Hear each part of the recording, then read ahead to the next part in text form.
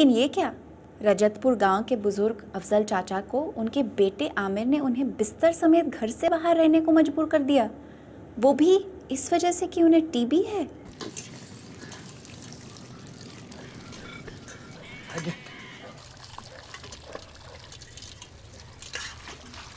बेटा, मेरा बेटा।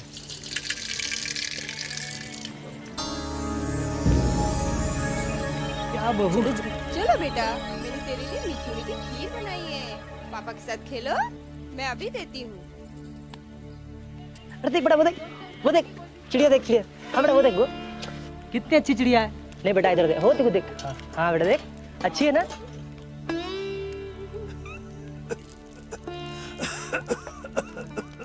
क्या बात कर रहे हो राकेश भाई? मतलब चचा को घर से बाहर रखता है? तो आपने समझाया नहीं? मैंने कई बार समझाया उसे, पर कहता है कि अब्बा घर में रहेंगे तो बाकी लोगों को भी टीबी हो जाएगी। क्या बात कर रहे हो? मैं तो सोचता था पढ़ा लिखा है, समझदार है, समझेगा बात को। और इतना ही नहीं, तरह तरह के बहाने करके उनको घर के बाहर रखता है और उनका खाना पीना भी अलग कर दिया है। ये तो हद हो गई भाई। भाई मैंने तो बहुत समझाया, अब एक बार तुम भी समझाओ।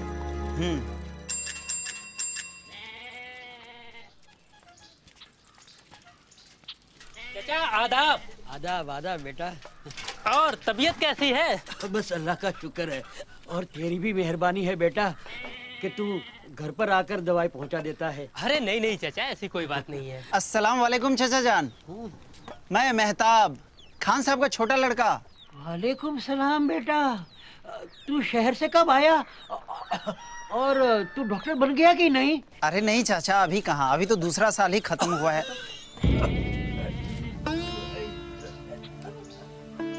अरे चाचा, आपको कितनी बार समझाया है, आप बार बार भूल जाते हो। हाँ, याद आया, मुझे यहाँ वहाँ नहीं थूकना चाहिए, पर क्या करूँ बेटा, दिमाग में कुछ रहता ही नहीं। अब ऐसी गलती नहीं होगी बेटा। वैसे जानते तो हो चाचा, पर मेरी तसल्ली के लिए एक बार फिर से बता ही डालो कि खांसी आने पर क्या क्या सावधानी बरतनी है।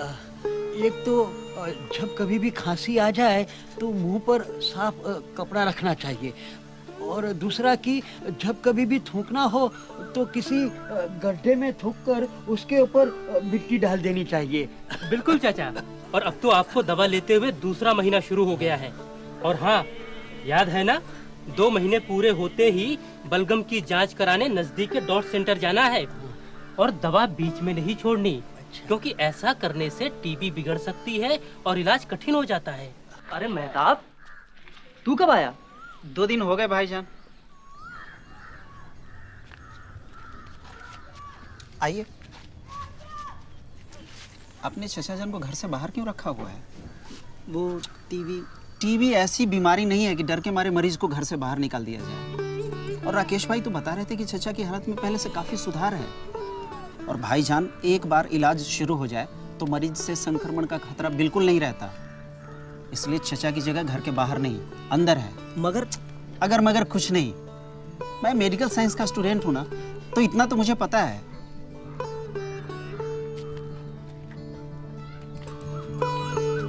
और हाँ चचा जान, आपको सिर्फ इतना ख्याल रखना है कि जहां तहां थूकना नहीं है, और जब खांसी या छींक आए तो मुंह को साफ रुमाल से ढकना है, बस। अरे भाभी जान, जरा पानी दीजिएगा।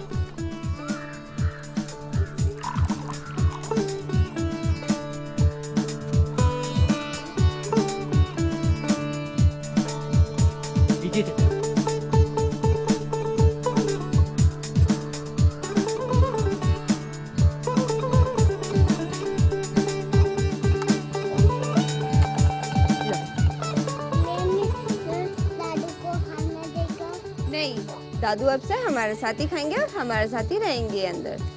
बेटा आओ बा, बैठो बा। सलमा,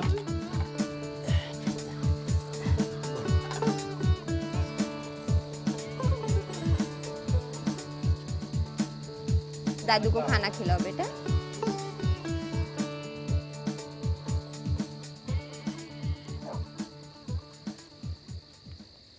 भला हो मेहताब और राकेश का, जिसकी बात आमिर और उसकी बीवी को समझ आ गई। डॉट्स का पूरा कोर्स लेने के बाद आमिर के अब्बू अब पूरी तरह स्वस्थ हैं। इसके लिए अफजल चाचा ने लोगों को टीबी से बचाव और इसकी सही जानकारी देने का बीड़ा उठाया है। आइए अब मिलते हैं बसंतपुर की नेहा और उसकी माँ से। नेहा को टीबी है। माँ नहीं चाहती कि बिरादरी और पड़ोस में किसी को इस बात की भनक तक लगे, इसीलिए चुपचाप गांव से दूर किसी निजी डॉक्टर को दिखाने आई हैं।